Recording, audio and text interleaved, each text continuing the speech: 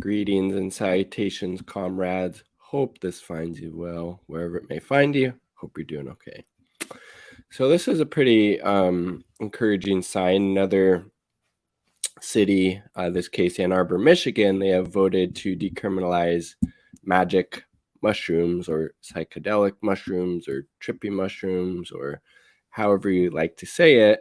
That has now been decriminalized in Ann Arbor, Michigan, and this seems to be a continuing trend where cities across the United States have continued along this path, which is definitely very encouraging to see. And again, really needs to be pointed out, the war on drugs from its inception has been a war against the BIPOC community, and particularly against the poor people of color and poor black and brown communities in particular, and just poor people in general, right? You don't see a whole lot of rich people using or buying drugs that end up in prison. The prisons are just filled of poor people, and particularly poor people of color, right? So obviously we need to legalize and regulate all drugs and free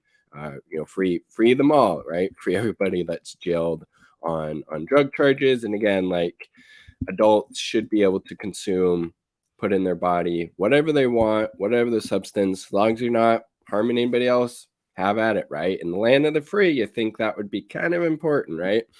So here we go. Ann Arbor decriminalizes magic mushrooms, psychedelic plants, and there are some delicious little magic mushrooms there. Grow room at Poker Farm in central Netherlands. I might have to take a trip to the Netherlands at some point, right? The city of Ann Arbor has decriminalized psychedelic plants and fungi, including magic mushrooms, and police officers will no longer make them an enforcement focus. Again, like, why should they have been a focus to begin with is beyond me. Just to pad the police budgets, or make sure they're reaching their arrest quotas or whatever. It doesn't make a lot of sense, but that's just me.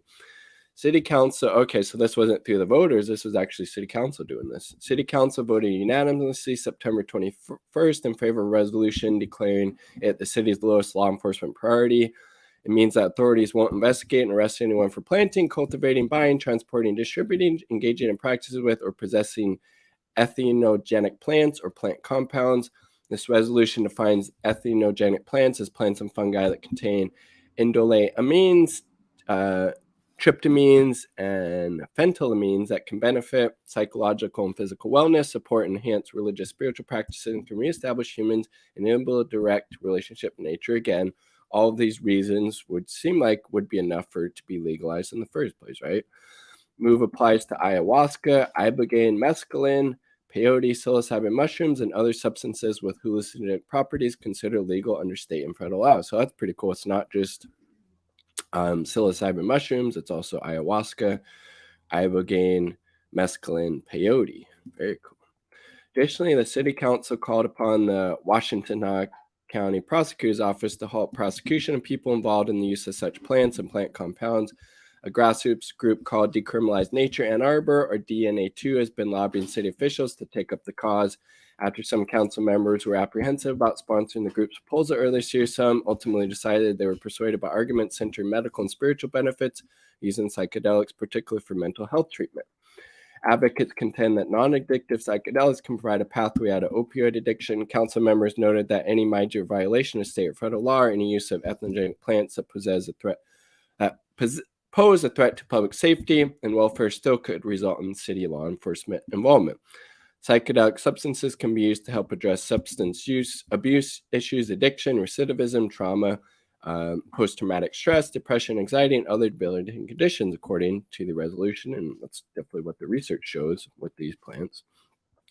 Last year, Denver became the first U.S. city to criminalize psychedelic mushrooms. The city was then followed by Oakland and Santa Cruz in California, which decriminalized all ethnogenic plants. So slowly but surely making some progress against the war on drugs. Definitely still a lot of work that needs to be done, and still a lot of reparations need to be made, particularly towards the BIPOC community, which again has been disproportionately targeted and harmed by the war on drugs, and whole shit ton of people in prison right now that need to be released, and that are there, good chunk of them on marijuana charges, when particularly wealthy white people are making a killing off of weed being legalized in these different states. But so a lot of layers to this, but this is a sign of progress, but we still got a long fucking way to go, right? Like the video if you like the damn video, subscribe for more content, all part of the people. Quick shout out to the 2 Uber comrades supporting my channel in this content: Patreon, my partner, and Independent Left News. Definitely check out Independent Left News. Peace.